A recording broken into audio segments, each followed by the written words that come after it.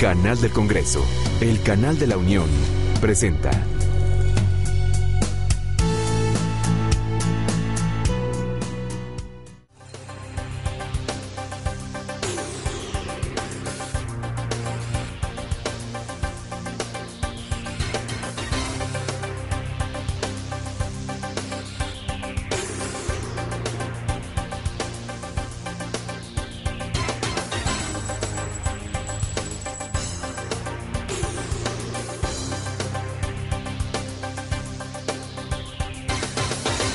¿Cómo le va? Qué gusto darle la bienvenida a un programa más de Incursionando. Leonardo, ¿cómo estás? Bien, Verónica, qué gusto estar contigo nuevamente. Igualmente, saludos a nuestro auditorio. Igualmente para mí. Y hoy tenemos un programa muy interesante sobre el tema que sigue siendo parte de nuestra agenda, que es el tema de seguridad y los avances o lo que ha habido específicamente en dos estados importantes, en Michoacán y en Tamaulipas. Pero si te parece, vamos a ver una nota de contexto antes de empezar.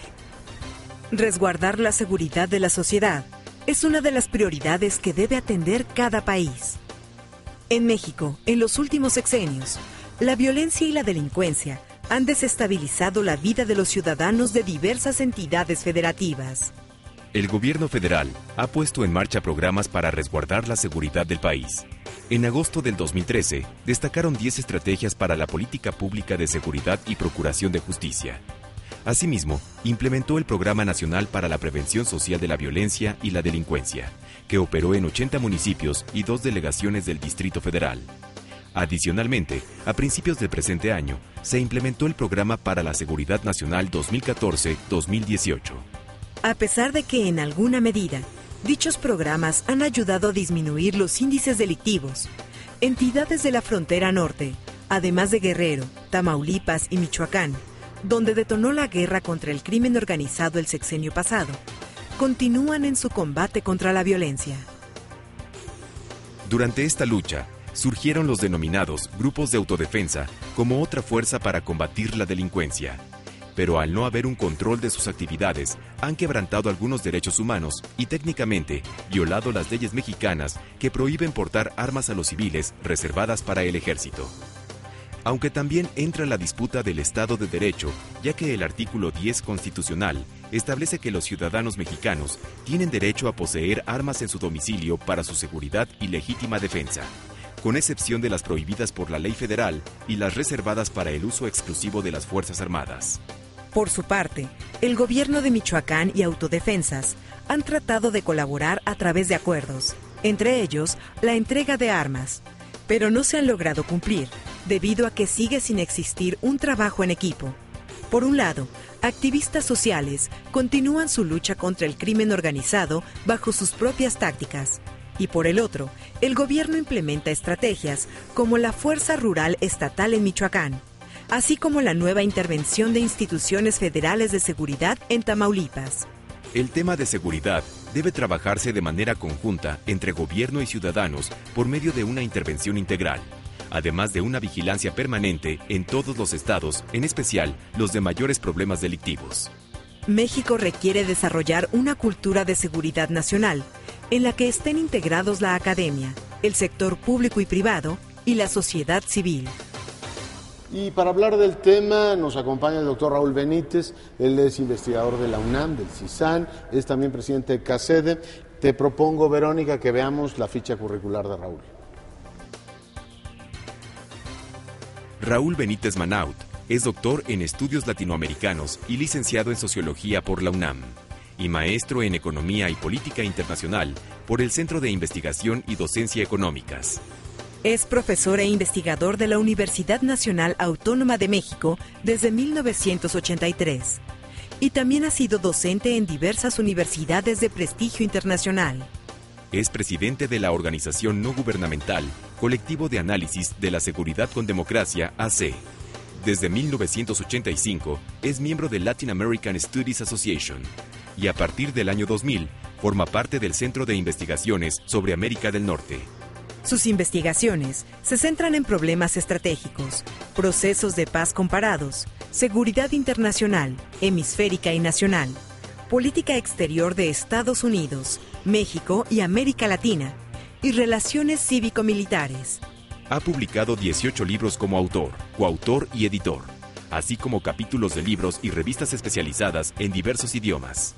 Sus recientes publicaciones se han centrado en temas de seguridad y geopolítica de América Latina, principalmente de las regiones de Norteamérica y Centroamérica.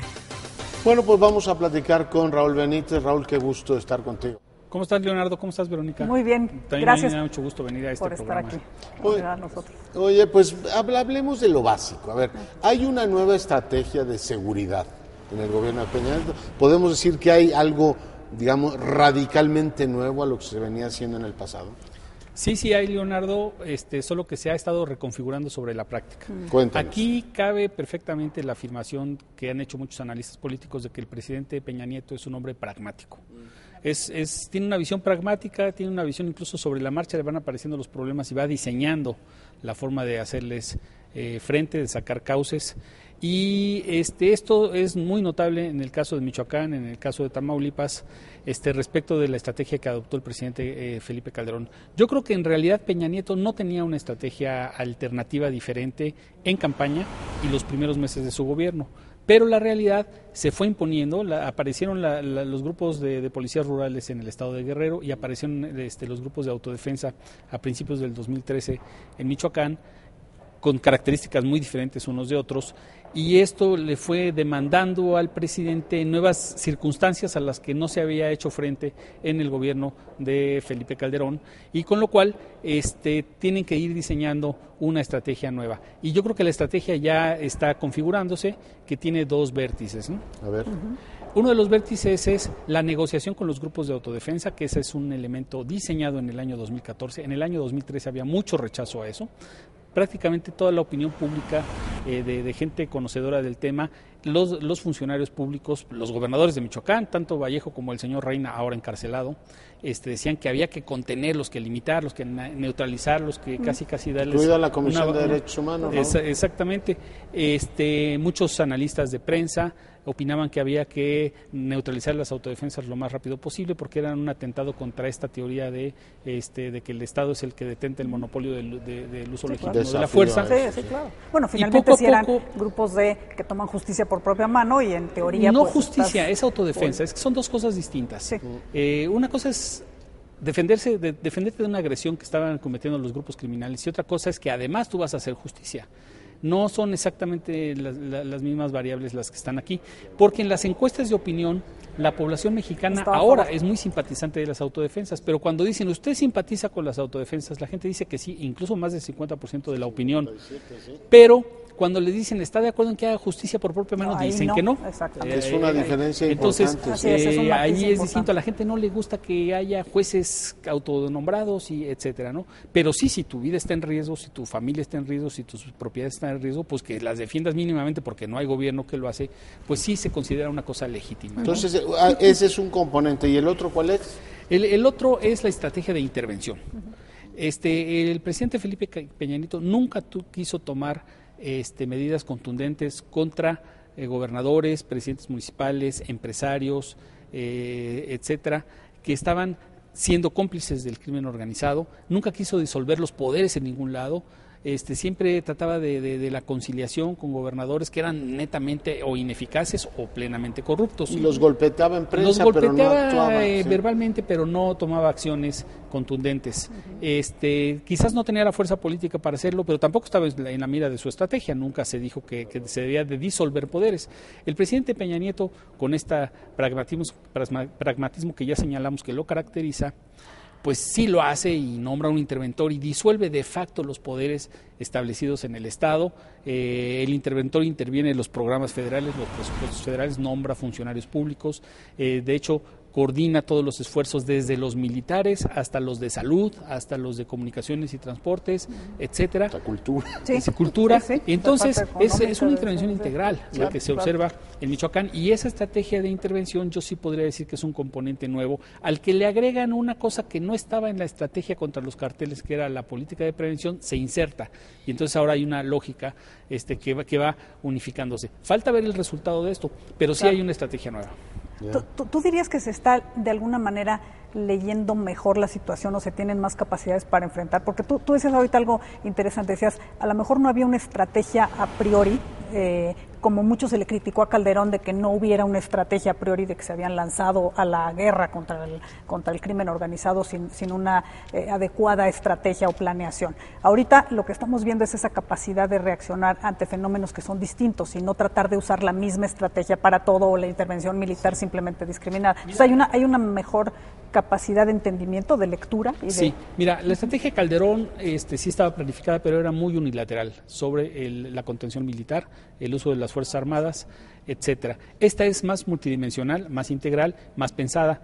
El presidente Peña Nieto obviamente tiene asesores buenos, regulares, mejores y peores, pero tiene en el núcleo que lo rodea en temas de seguridad gente que está leyendo bien las cosas y que no rechazaron negociar, por ejemplo, con los líderes de las autodefensas, que al final de cuentas el esfuerzo de estas autodefensas michoacanas es lo que ha hecho que en este país se pueda por primera vez neutralizar a un grupo criminal de una forma rápida. Y es porque están usando la información estratégica de la población y luego ahí va el Ejército, la Policía Federal y la Marina acompañando a esa población. O sea, la inteligencia sobre el terreno te da la propia la inteligencia pues del pueblo, la inteligencia ciudadana, que es mucho más completa que la inteligencia estatal, que en Michoacán estaba muy fracturada porque el Estado local y los estados municipales, los gobiernos municipales están totalmente penetrados por el crimen. ¿Es repetible el modelo que usaron en el caso de Michoacán? Te lo pregunto, digamos, buscando contraste y tratando de aclararlo. Presentan ese caso en Michoacán, esa intervención, pero en Tamaulipas se presenta una cosa no muy diferente a lo que habíamos visto, es decir, un reconocimiento del gobierno local, pero una intervención masiva de la Fuerza Federal. En Morelos, un grupo de ciudadanos ha venido a pedir, oiga, ¿por qué no nombra el presidente un interventor y se hace cargo ya de la situación? Obviamente Morelos es otro asunto, pero sí hay diferencias. Y te pregunto simplemente, Raúl, por, digamos, aclarar las cosas, si no estamos regresando al debate ese de los 90 de la guerrilla buena y la guerrilla mala, es decir, puedo negociar con las autodefensas en Michoacán, me queda muy clara la distinción que tú hiciste, pero no necesariamente lo puedo hacer con autodefensas que surjan en otras partes del país. En fin, parece que es más casuístico el asunto que una visión general. Yo no creo que se repita la circunstancia michoacana en ninguna otra parte del país. Regresemos al análisis de la seguridad, Leonardo, a hace 20 años cuando estaba en auge la emergencia de la crisis de Chiapas. Muchos antropólogos decían, se va a repetir la guerrilla de Chiapas en Oaxaca, en Veracruz, en Hidalgo. No se repitió. Una guerrilla indígena. La guerrilla del Ejército Zapatista de Liberación Nacional tenía raíces específicas muy concretas en el lugar donde apareció y por eso no se replicó. Entonces, ahí también se usó una estrategia similar de intervención, se nombró un comisionado de paz y le quitó al gobierno del estado de Chiapas los poderes como para ser interlocutor con el EZLN. Entonces, son salidas pragmáticas. En aquel entonces estaba otro presidente ultra pragmático que era Carlos Salinas de Gortari, y ese era el extremo del pragmatismo. Y ahora es otra salida pragmática, pero yo no creo que las autodefensas, aunque hay grupos en pueblos indígenas, en algunas localidades, en Veracruz, en Oaxaca se llaman los topiles, los policías comunitarios funcionan muy bien, en Chiapas hay policías comunitarios, en Durango, en Chihuahua, no tienen las mismas características de Michoacán, porque por otro lado en la configuración sociológica e ideológica del grupo criminal que hay en Michoacán no es igual a la de los otros grupos criminales. Por ejemplo, en Sinaloa, el cartel de Sinaloa no le cobra extorsiones ni impuestos a nadie, él compra. Sigue siendo el viejo modelo, exactamente, ¿no? El tema de Tamaulipas, compararlo con Michoacán, es muy interesante porque es al revés la operación de los carteles. Los carteles en Tamaulipas tienen controlados a los gobiernos estatales y municipales, funcionarios de todo tipo, pero pagándoles, recibiendo dinero, no expropiando el dinero público como hacían los michoacanos. La familia michoacana y los caballeros templarios lo que hacían era pedir a los presidentes municipales, tú me vas a dar el 20% del presupuesto del municipio, quiero la dirección de obras públicas, todas las obras públicas, a los dueños de las farmacias, tú me vas a dar 20,000 pesos al mes. Pues eso es cobrar impuestos. A las mineras. Se sabe que en Sinaloa el apoyo popular que tiene el cartel de Sinaloa Sinaloa y sus líderes, como se vio hace 2 meses con las manifestaciones de la gente en las calles de Culiacán en apoyo al Chapo Guzmán, es porque él genera trabajo, él les da, no les quita. Claro. Entonces genera una base de apoyo con el cual se pueden mover con mucho más tranquilidad. Entonces, son circunstancias diferentes, el grupo criminal tiene una morfología diferente y por eso la estrategia del gobierno tiene que tener particularidades distintas. Tú estudias mucho esto, a ver, ¿cuál es el primer grupo que cambia el modelo tradicional del, entre comillas, buen narco que exporta y ayuda a todo el mundo, incluso crea toda una cultura como de resistencia popular, etcétera, al modelo depredador, de control territorial, extorsión, al estilo Tamaulipas? Es el cartel del Golfo. Es el primero. Sí, es el cartel del Golfo que crea el ejército, los Zetas, y entonces obliga al cartel de Sinaloa, que es un grupo que opera con criterios empresariales, no militares, a hacer un ejército de defensa y empieza la guerra contra el narcotráfico. Y luego empiezan a aparecer los otros grupos que se desprendieron a mediados de la década pasada. Ya se tenían los grupos, digamos, fronterizos, que es la familia Arellano en Baja California, el Señor de los Cielos y el Cartel de Juárez, que son grupos fronterizos, pero el Cartel del Golfo es el que le imprime la dosis militar al tema y lo que abre la guerra. Luego los Zetas se enemistaron contra sus expatrones, en parte porque crean el liderazgo y el control de la operación criminal, de la exportación de cocaína, el control de los embarques y su salida a Estados Unidos, y ahí empieza la guerra también entre ellos. Entonces, cuando un grupo empieza a tener fracturas en la ganancia criminal de la droga, empieza a buscar a la población. La familia michoacana y los templarios llegaron tarde al reparto criminal, entonces tienen algo de negocio con drogas, pero no es lo suficientemente satisfactorio para sus jefes y entonces empiezan a expoliar a la población. Entonces, declaraciones de funcionarios del gobierno que pueden estar algo certeras, dicen que los caballeros templarios solo el 30-40% de sus ingresos provienen de droga, lo otro proviene de exportar el mineral de hierro de forma ilegal, cobrar impuestos a los de los aguacates, a los que producen aguacates, a los limoneros, al otro. Entonces es porque buscan expandir actividad criminal paralela, no del narco, es una ampliación porque de la no pudieron entrar a tiempo a la cadena de la droga. Ya estaban tomados. Y lo mismo es los Zetas tienen que andar secuestrando humildes personas migrantes de Centroamérica, pues porque no les está dando la droga, se la tienen que quitar a balazos al cartel del Golfo y de ahí se desprende la gigantesca violencia, ¿no? Sí, no, y esta parte del apoyo o la resistencia social, que también es muy interesante, también te genera otro tipo de condiciones. Estamos hablando aquí que tienes a la sociedad defendiéndose en contra, no apoyando, ¿no? Digamos, no siendo como cómplices o encubridores, digamos, o por lo menos simpatizantes, ¿no? Por lo menos simpatizantes o conviviendo con el crimen organizado, sino aquí francamente, justamente como víctimas, entonces incluso dispuestos como a apoyar autodefenderte y apoyar la... Exactamente. Mira, voy a hacer un comentario académico, si me lo permites, Leonardo. Aquí en México mucha gente habla del monopolio del Estado para el ejercicio de las armas, de la violencia, etcétera, etcétera. Eso es una teoría latina que en muchas partes del mundo no opera. En Estados Unidos la teoría sajona permite a los ciudadanos tener armas y se acabó. ¿Por qué? Porque en el siglo XVIII y XIX el mismo Estado reconocía que no podía proteger a los ciudadanos que eran colonos que se metían a las montañas. Y entonces el Estado les da la autoridad para que ellos compren sus armas y se defiendan de los indios, etcétera, ¿no? Entonces ahí hay posesión de armas para la autodefensa y entonces se permite, pero ¿por qué? Porque el Estado no puede proveerte esa seguridad. En el caso michoacano pasa exactamente lo mismo. Se defendieron porque el Estado mexicano no podía proveer la seguridad. En otras palabras, el Estado mexicano estaba siendo incapaz de cumplir su propia constitución, su propia ley como Estado, y eso llevó a la población a la desesperación de armarse.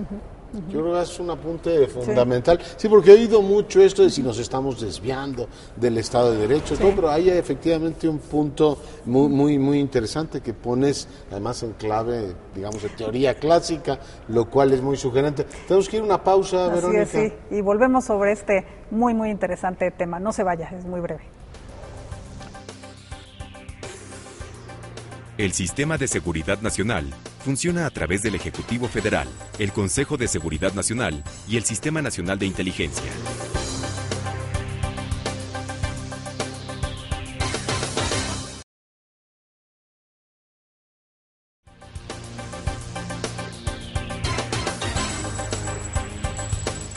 Tamaulipas se ha sumado a los estados apoyados por las Fuerzas Armadas dentro de su estrategia de seguridad. Qué bueno que siga con nosotros. Estamos platicando con el doctor Raúl Benítez. Y volviendo a este tema que se me hace muy, muy interesante de esta discusión entre...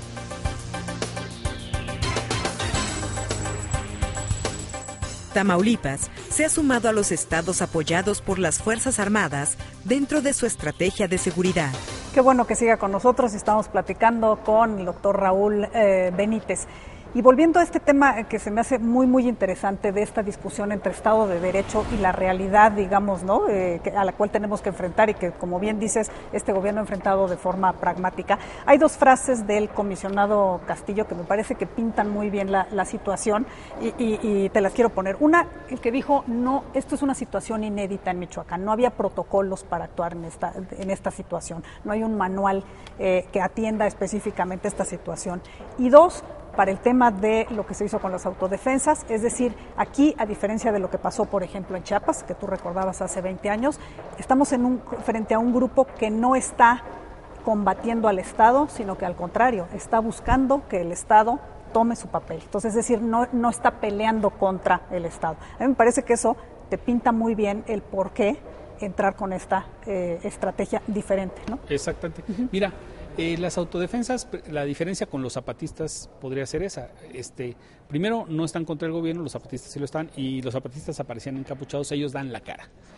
Entonces, al dar la cara le dan mucha confianza a la población. Por eso la elevación de las simpatías de la población en general en las encuestas hacia ellos, porque dan la cara y dan la imagen de que son gente sincera y que está luchando por algo noble, que es su vida, su propiedad, la vida de sus hijos, etcétera, etcétera, sus ranchos, su trabajo, etcétera, ¿no?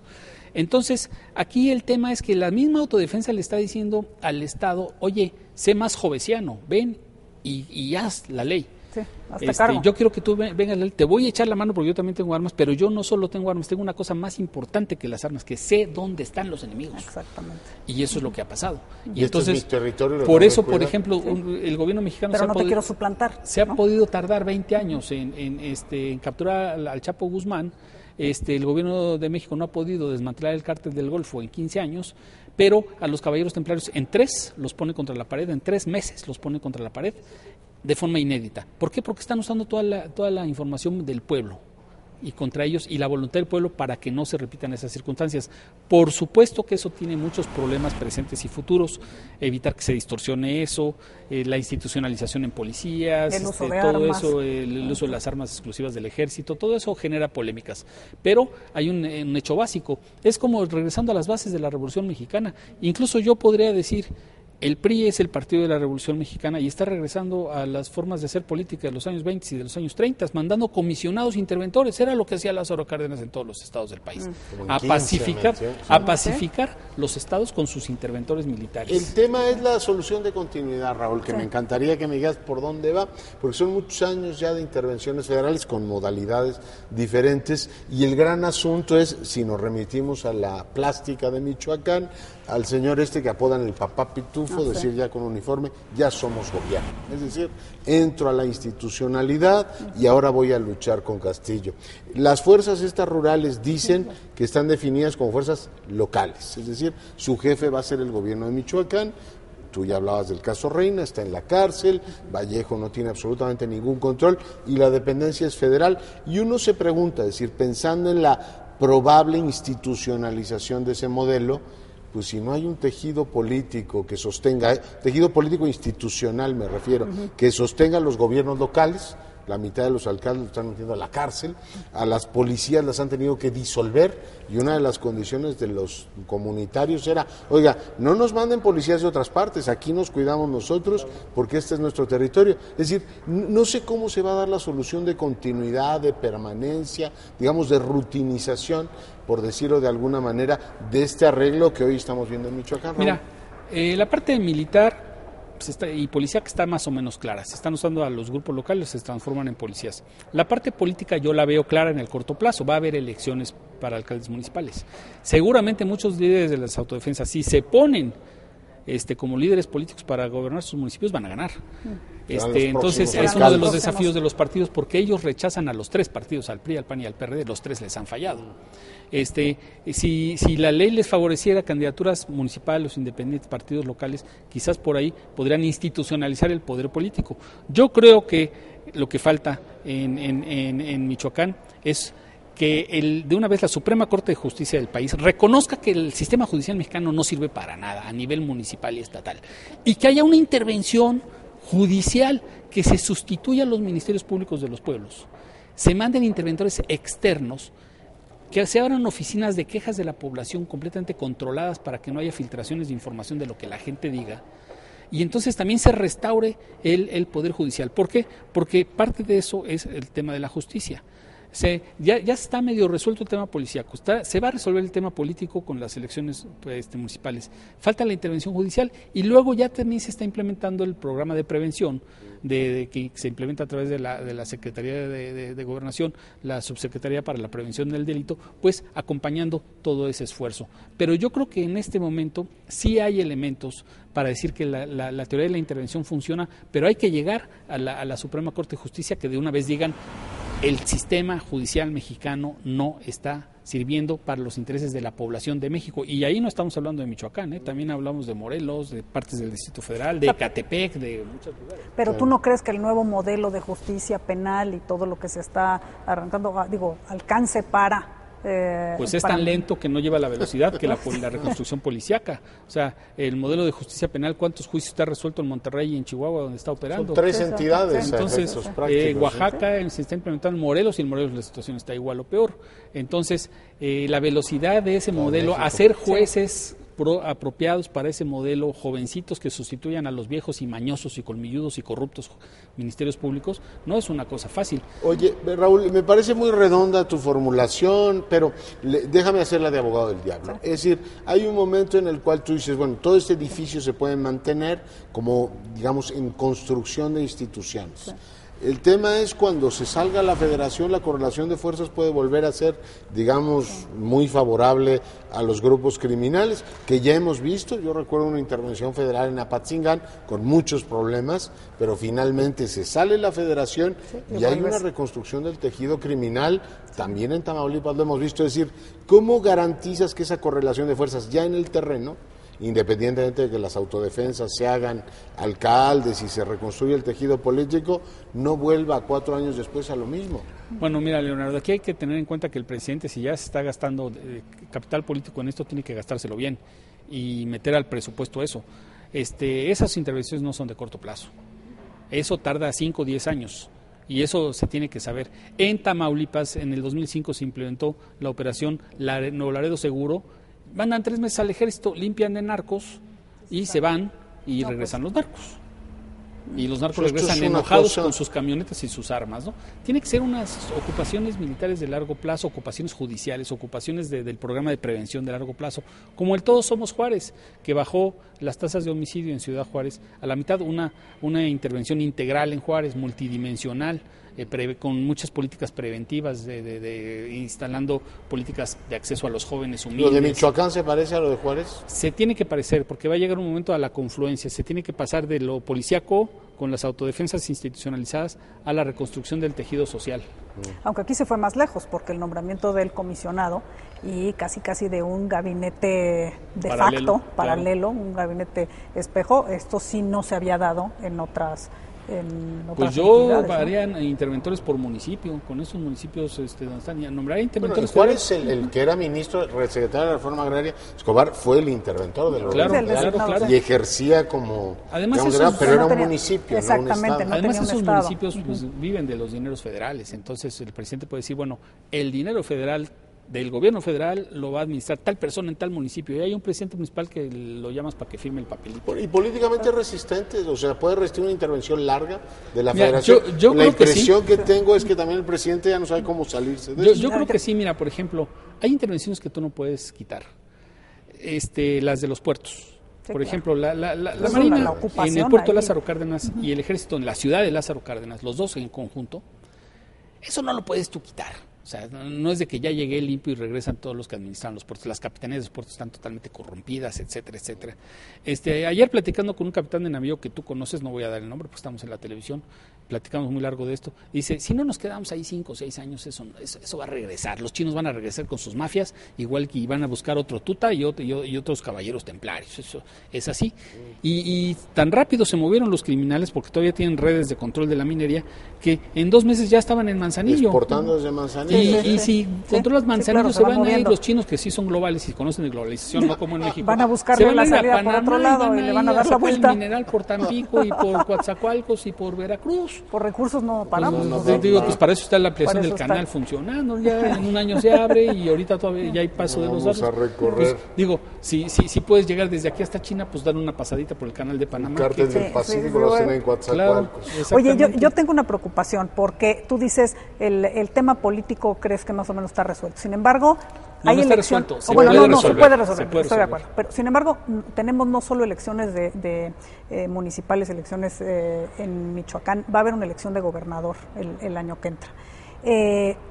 A mí no me parece del todo claro exactamente esta intervención federal, cómo se va a resolver frente a un nuevo gobernador. Hay un caso ahí específico también de cómo se está tratando la figura de este gobernador Vallejo, que me gustaría tu opinión. Y 2, simplemente preguntarte si tú crees que haya condiciones. Recuerdo que cuando fue la elección del gobernador Vallejo, que también estaba la situación muy convulsionada, incluso las gentes del sector privado sobre todo, habían dicho es que no hay condiciones para hacer una elección, vamos a hacer una encuesta y ni nos gastamos, vamos a hacer una encuesta de quién queremos como nada más para continuar la cosa. ¿Tú crees que eso ya está superado en primer lugar? Y 2, ¿cómo vamos a hacer? Mira, hay un problema de fondo sustantivo que también tiene que ver con teoría política, que es el modelo de transición a la democracia mexicana tiene una parte muy fallida, y es que se combinó con descentralización hace 20 años. Pero tú descentralizaste presupuestos y poderes políticos en lugares donde no estaban preparados para administrar de forma moderna, con controles de recursos, con transparencia, para romper cacicazgos. Y lo que hiciste es que creciste a los poderes negativos de un Estado democrático y moderno. Les diste fuerza con la descentralización. Entonces, yo creo que el presidente, con su pragmatismo, que a mí me parece pues vital en este momento que sea así, pues lo que debería de decir es, señores, lo que en un estado sea con dinero federal, ya no se los voy a dar para que ustedes se lo roben. Lo voy a administrar yo y voy a mandar un interventor a todos los estados, no estoy hablando de Michoacán ni de Tamaulipas. Si el dinero es federal, que lo administre la federación y que ponga controladores, que ponga interventores. Y entonces los estados van a tener mucho menos recursos para administrar y no se pueden negar porque es dinero federal. Entonces, se podría renormalizar primero la corrupción, que en parte es lo que produce todas estas distorsiones políticas y crecimiento de los carteles, y que el gobierno le dé eficiencia a los recursos que tiene. Claro. Muy interesante eso. Ciertamente, como perspectiva, vamos a ver cómo lo reciben los gobernadores y cómo actúan en el 15. Que ese es por ejemplo, esa Asociación Nacional de Gobernadores me parece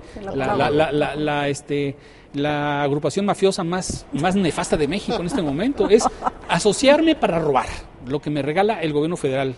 Es lo que está pasando con la CENTE, descentralizaron el presupuesto educativo. Ven nada más el escándalo que hay, cómo manejan los recursos, las plazas, etcétera. Desde lo educativo. Entonces, esa mafia de gobernadores, pues que se aguante. El gobierno federal no tiene por qué regalarles el dinero con el impuesto de los que sí pagamos, que somos nosotros tres y muchos como nosotros. Es una lectura y habrá que ver qué reacción tienen, porque ciertamente han podido bloquear, por ejemplo, legislación que tiene que ver con el techo de endeudamiento, siguen ejerciendo un poder. Yo creo que es muy interesante la perspectiva que planteas, pero necesariamente un país federal tiene que construir instituciones locales y tiene efectivamente, nos quedamos en el asunto de las policías, enfrentar problemas como los de Tamaulipas. Decía el gobernador que tenía, no me acuerdo si 2,000 o 3,000 policías certificados, ahora le han agarrado varios de los certificados y él mismo ha tenido que reconocer que estaban metidos en el asesinato. Sí, su cuerpo de guardaespaldas estaba infiltrado jefe por el crimen organizado. Entonces, ahora, ¿qué nivel de certidumbre le puedes dar a ese gobernador? Por eso, pero tienes una intervención federal que no puede ser permanente a menos que modifiques la correlación de fuerzas y volvamos a un modelo centralista. ¿Cómo vamos a hacer con la edificación de instituciones locales? Es decir, ¿cómo le vamos a hacer para que en Morelos? Bueno, te pongo el mapa completo. Estado de México, Morelos, Chilpancingo está intervenido ahora por las fuerzas federales. por no hablar de los dos críticos, Tamaulipas y Michoacán, edifiquen sus instituciones y se hagan cargo de sus territorios, Raúl? Pues tiene que buscarse la fórmula, porque mira, es dinero tirado a la basura y se enriquece la gente y los programas no tienen ninguna efectividad, esa es la verdad. Entonces, ¿cómo neutralizas eso? O sea, ¿de qué sirve que tú le des dinero al gobernador fulano, al gobernador sutano, cuando el dinero se lo va a embolsar él, sus amigos, van a hacer contratos? El gobernador de Aguascalientes, del partido del gobierno del sexenio pasado, es el colmo hasta robarse una máquina para los hospitales públicos de 10 millones de pesos. Es que es una vergüenza. Fue más de esos. Sí. Reynoso, que ya está. Son vergonzosos. Oceanografía es una vergüenza. Lo de los maestros es una vergüenza. Los presupuestos de salud, presupuestos de educación, presupuestos de carreteras, presupuestos de esto, del otro, todo se desperdicia.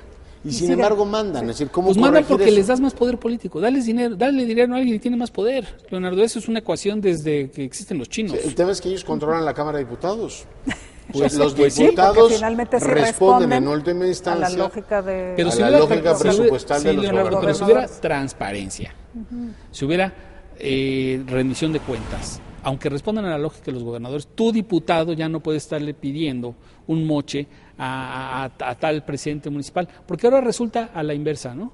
Se decía que los presidentes municipales eran súper corruptos y que los diputados federales eran los santos. O sea, aquí es al revés, los diputados le pedían el porcentaje correspondiente a los alcaldes. Estamos en el mundo al revés de ¿cuál democracia? La democracia tiene que acompañarse de justicia, de transparencia, de rendición de cuentas, etcétera, etcétera.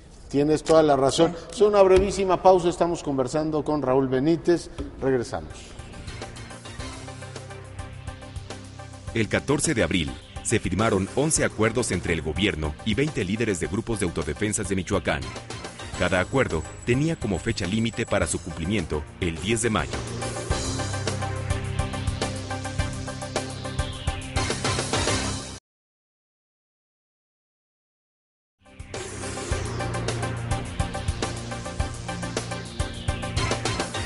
La Secretaría de la Defensa Nacional tiene registradas 4.551 armas por parte de los grupos de autodefensa de Michoacán.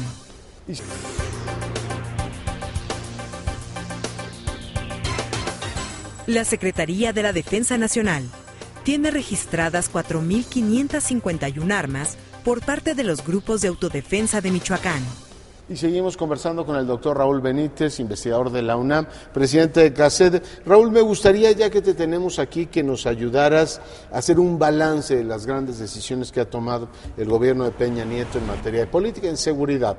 La primera de ellas decidió cerrar la Secretaría de Seguridad Pública y encomendarle a la Secretaría de Gobernación la coordinación de todo este tema. Me gustaría que lo valoraras. Igual de redefinir la relación con los Estados Unidos, fijando la ventanilla única. Ha pedido al secretario de Marina y al de Defensa que presenten una cara única, es decir, que presenten un frente claramente y no esta competencia que se vio en el sexenio anterior, y después esta zigzagueante figura de la gendarmería, que son como los 4 grandes elementos con los que arrancó, es decir, después de estos meses de ejercicio de gobierno, ¿qué valoración tienes tú?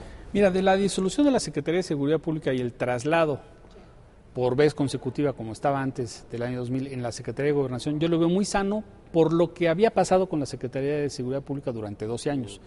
En los primeros 6 años durante el gobierno de Vicente Fox fue inestable, no creció la policía y tuvo muchos secretarios de Seguridad Pública y cada uno le imprimió un toque distinto.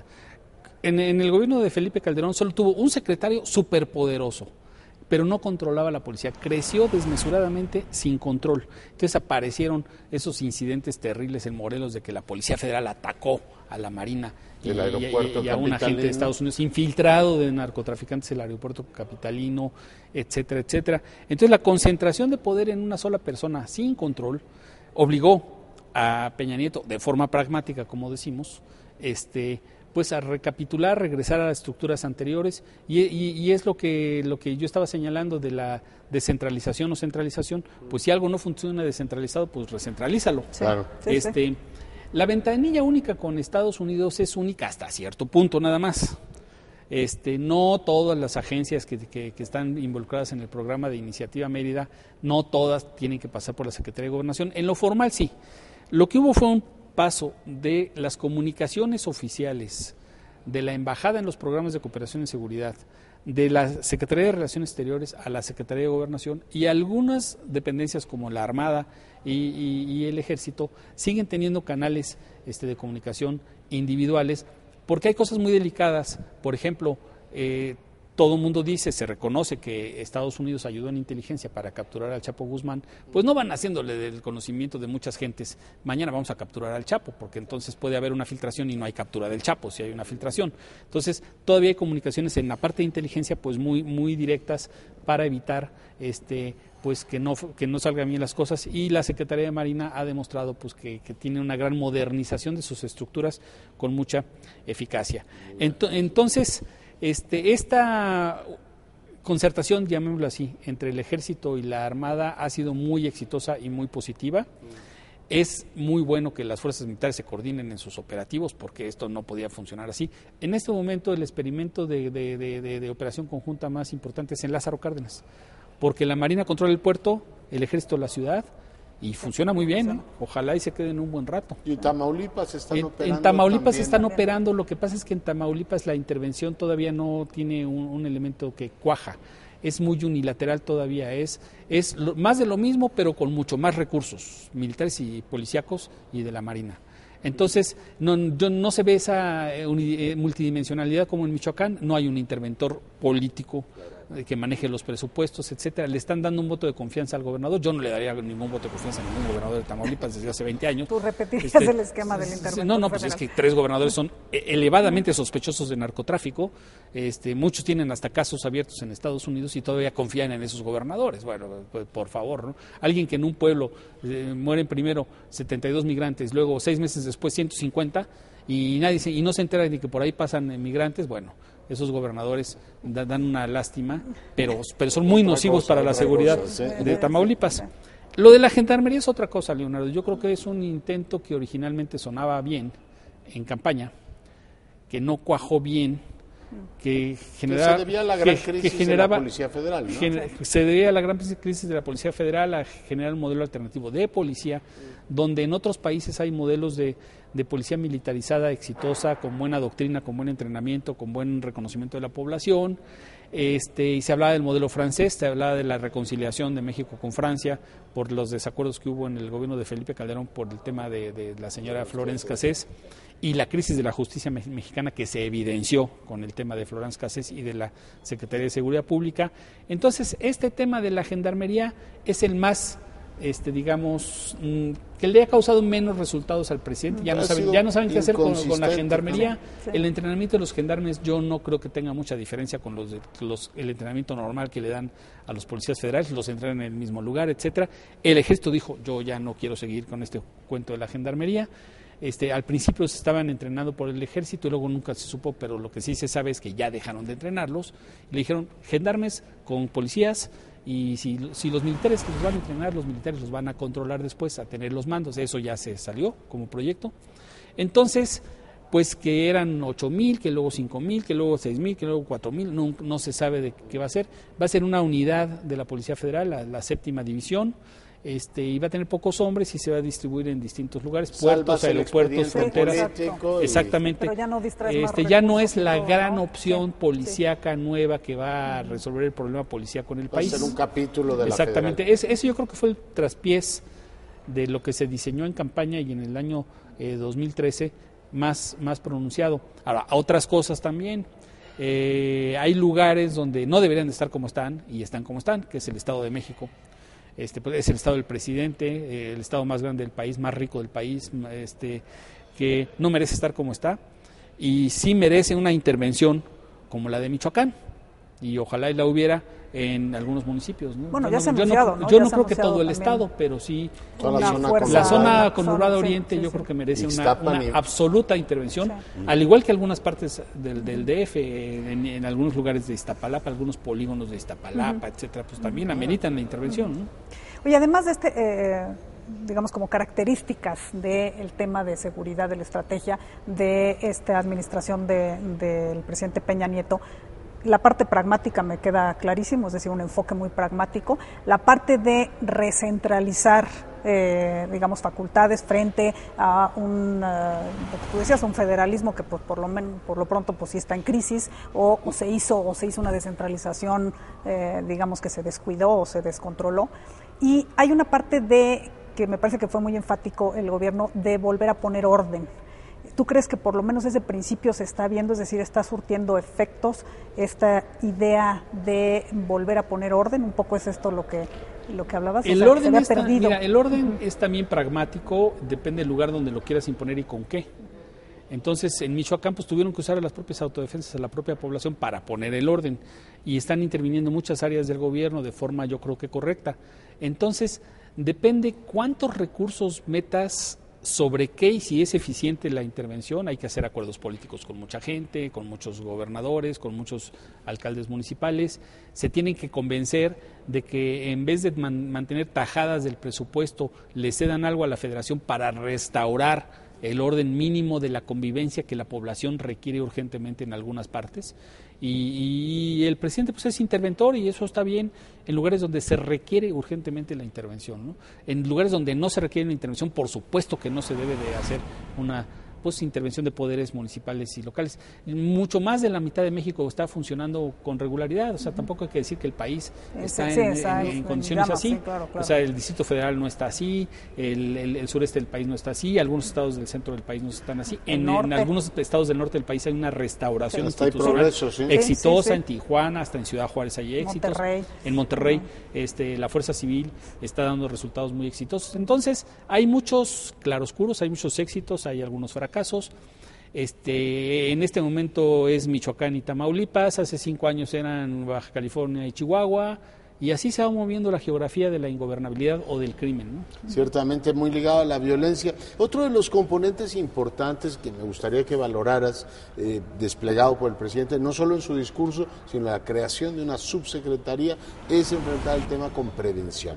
Aparte, digamos, de un discurso general, podemos, con estos, digamos, este plazo, evidentemente sabemos que esto tarda en madurar, pero podemos ya tener un balance de si esa, digamos, componente de la prevención ha dado resultado, Raúl. Mira, definitivamente, Leonardo, la prevención es esencial. El programa de prevención diseñado por la Subsecretaría de Gobernación, o sea, si tú lo lees, pues, lo podría escribir el mejor politólogo del mundo. Es un buen programa, está bien hecho. No, es que es incuestionable el programa de prevención, y además esa subsecretaría tiene gente muy capaz. El tema es que las políticas de prevención, su velocidad es distinta en la generación de eficacia y de lograr resultados que con una intervención pues masiva, con recursos policíacos, militares, etcétera, etcétera. Tiene que ver con educación, con cultura, con deporte, con involucramiento de los jóvenes en opciones. Y entonces el programa de prevención, como tiene pocos recursos, que yo creo que le veo, el principal problema del programa de prevención es la falta de recursos. Y está bien concebido, pero está bien enfocado. Está bien concebido porque delimitó polígonos, es concentración de esfuerzos. No dice, voy a hacer un programa de prevención para todo el país, porque entonces diluyes los recursos y ya no tienen resultado. Eligieron lo que se llama polígonos para intervenir en programas de prevención, y entonces están tratando de crear centros comunitarios, están vigilando lo que pasa en las escuelas, centros deportivos, canchas de fútbol. Ahora que está de moda el fútbol, han modernizado muchísimas canchas de fútbol en lugares impresionantes, lugares pobres, muy olvidados, etcétera. De repente ves una cancha de fútbol preciosa, pero lo más interesante es que no solo la ves muy bonita y todo, es que la ves llena de jóvenes jugando fútbol desde las 7 de la mañana hasta las 12 de la noche. Entonces, son cosas que sí funcionan, pero te repito, Leonardo, la eficacia de un programa de cohesión social es por lo menos al mediano plazo. Pero va bien encaminado. Yo creo que está bien encaminado porque está bien diseñado el programa, tiene los elementos bien concebidos. Problema, recursos, definitivamente, ¿no? El tema de los indicadores, tu evaluación, digamos, en estos primeros meses, se ha dicho que la parte de homicidios dolosos ha bajado, sigue todavía el tema del secuestro, la extorsión, pero ¿cómo ves tú, por lo pronto, la tendencia que se perfila en estos primeros Mira, años? El tema de los indicadores es un tema que se viene discutiendo desde el gobierno de Felipe Calderón con mucha rispidez. En agosto del 2010 Hubo una discusión sobre eso con la sociedad civil, que fueron las conversaciones del Campo Marte entre Felipe Calderón y representantes de toda la sociedad civil, y no hubo pues una resolución contundente.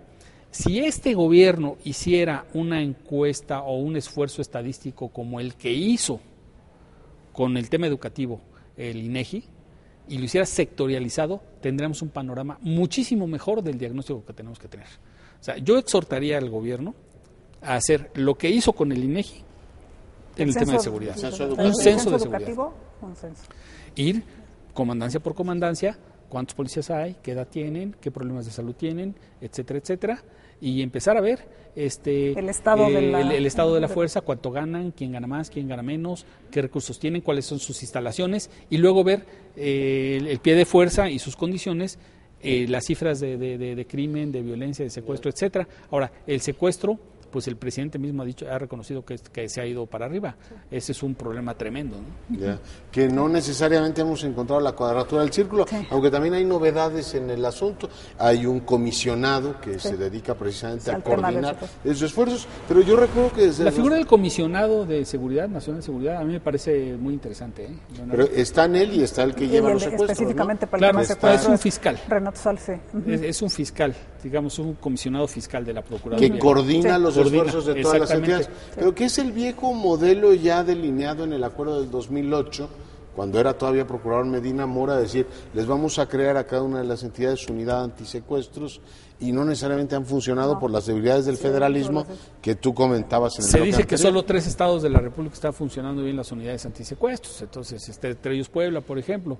Entonces, lo que tú decías del balance de seguridad, la figura del Comisionado Nacional de Seguridad, si tú ubicas gente capaz en esa institución, puede ser muy exitosa. Y hasta el momento el presidente tuvo un buen nombramiento, el del comisionado Mondragón, dio lo que tenía que dar el comisionado Mondragón, hubo problemas, yo creo que hasta la edad del señor pues era un obstáculo, es una persona de mucha edad. Pero el actual comisionado, don Alejandro Rubido, es un hombre de que sabe lo que está haciendo, entonces sabe lo que está haciendo, conoce a fondo la situación de seguridad del país, y eso ya es ganancia. Hay gente capaz empezando a manejar las cosas como deben de ser. Pero está ese tema de secuestro y están dos. Ya hablabas tú del tema de justicia, aunque en los últimos tiempos, debo decir, el gobierno federal está metiendo muchísimo Pero músculo. es que el gobierno federal no es el que tiene que meter mano ahí, la Suprema Corte de Justicia. No, pero sí hay un liderazgo gubernamental que se debe hacer para ir cambiando también las procuradurías y que todo el mundo entre o sea, estoy de acuerdo contigo. El día que yo vea un juez que recibió dinero por algo en la cárcel, así como ahorita estamos viendo presidentes municipales, ese día ya metieron a los de los casinos, pero eso es un pleito por dinero. El día que yo vea a un juez que aceptó un soborno por cambiar una propiedad en Michoacán de un ranchero humilde que fue expropiado por un caballero templario, el día que el juez se vaya al bote, un notario se vaya al bote por eso, ese día empiezan los cambios. No se ha dado ese momento. No se ha dado, y bueno, está ahora el gobierno tratando de empujar eso, porque está el plazo constitucional que se debe cumplir. En donde veo ¿Y por qué se debe cumplir el plazo constitucional? ¿Que no es más urgente la realidad? Sí, claro, pero se supone que la deben cumplir, además. Pero no es más urgente la realidad. En lo de Michoacán dijeron, vamos a intervenir pragmáticamente, ¿y cuál constitución y cuál plazo constitucional? Todavía están en tiempo de hacerlo, ¿no? Están todavía en su periodo. Pero en proceso, el último elemento que te pido que valores es el asunto de las prisiones. El presidente le dijo a Foreign Affairs en una entrevista de hace algunos meses, sí, efectivamente el tema de las extorsiones, que hay algo así como 7 millones y que son uno de los delitos que más impactan a la percepción de la gente, ¿no? Esto que te llamen a tu casa a extorsionarse, se sigue haciendo desde las prisiones. Era una subsecretaría en la Secretaría de Seguridad Pública, lo he perdido de vista. ¿Cómo está el modelo, digamos, que es fundamental para que funcione el aparato completo? Pues mira, Leonardo, lo de las extorsiones desde las prisiones, pues yo diría que cosa más fácil en tecnología no hay.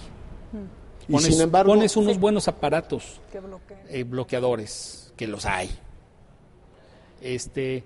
Y haces intervenciones en las propias prisiones como tienes el derecho a hacerlo, y vas limpiando celda por celda, y un día vas y por la celda tal y otro día por la celda tal, y tiras las paredes y las vuelves a poner a ver si toda la razón. Y sin embargo el Estado mexicano no lo ha podido hacer. Pues mira, no según lo lo que dicen hacer. los que saben de tecnología de seguridad, es que eso no es gran problema, es un problema de dinero y voluntad política. Exactamente. Nos podemos desentender del sistema de, entre comillas, readaptación, que no readapta, pero que además extorsiona y está diciendo vamos a edificar policías, vamos a resolver la confrontación, incluso la prevención, descuidando esta última variable o este último elemento. No se puede descuidar porque es parte de un todo, es justicia, policía, prisiones, todo eso va en un solo paquete, ¿no? Pero el tema de las prisiones es un tema que en México todavía puede ser recuperable por parte del Estado. No estamos en Brasil, ni en Venezuela, ni en El Salvador, donde hay una saturación de prisiones impresionante, del triple de población penitenciaria de la de México en relación a las capacidades instaladas y a la población. Todavía estamos en capacidad de poder hacer uso de tecnologías, controlar, intervenir prisiones, cambiar presos de unas prisiones para otras, etcétera, etcétera. Y bueno, no han querido. Ahora, que tienes que tienes que violar algunos derechos de los presos, por ejemplo, lo de las visitas de los familiares, eso, bueno, pues una cosa por otra, ¿no? El preso sigue extorsionando, pues tú le impides que venga su esposa, ¿no? Ajá. Que deje de extorsionar y entonces que entre su esposa. Exactamente, pues sí. A ver, sí, que además es parte de la... Un régimen carcelario más duro sería una opción. Duro, pero respetando sus derechos humanos, pero duro. O sea, si tú no violas la ley y tú no extorsionas, te respeto tus derechos humanos. Si la violas, pues te aplico la misma que tú estás aplicando, ¿no? Bueno, pues sí, simplemente. Y eso, lástima que se nos ha acabado el tiempo, pero hablando del tema justamente del fortalecimiento institucional, que en ninguna estrategia de seguridad va a ser efectiva a largo plazo sin el fortalecimiento institucional que tiene que Mira, ver, el tema de las prisiones es un tema más profundo. Yo te recomendaría que invitaras a algunos expertos que fuera un programa, pero la privatización de los centros penitenciarios hecha por Genaro García Luna es uno de los peores negocios y más ruines negocios de dinero que hay en este país. Tienen contratos hasta el año 2022, 2025. Y hay quien dice dicen que por ahí son contratos particulares a ciertos personajes que autorizaron esas cosas, ¿no? ¿Por qué? Porque el modelo privatizador de las prisiones es totalmente perverso. El chiste es meter a más gentes a las prisiones para que las empresas que las administran cobren más dinero al Estado. Entonces es meter más presos y encarcelar gentes, cuando la lógica del Estado es sacar presos no peligrosos, readaptar, etcétera, y dejar a los verdaderamente peligrosos. Le vamos a dedicar un programa a ese tema que es muy importante, Verónica. Pues qué gusto, muchísimas gracias, Raúl, por aceptar nuestra invitación y a nuestro auditorio. Un saludo al auditorio, Verónica. Gracias, Leonardo. Raúl, muchísimas gracias. Nos vemos la semana próxima en Incursionando.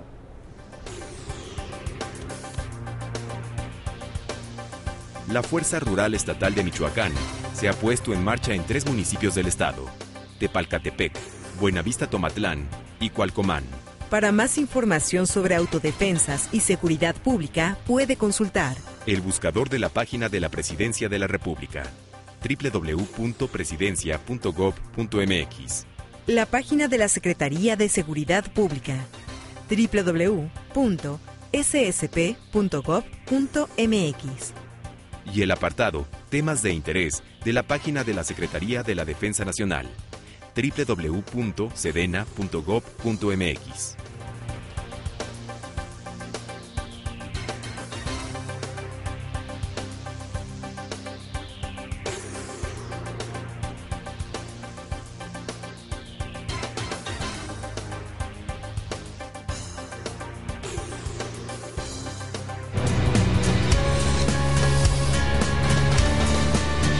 Canal del Congreso, el canal de la Unión, presentó.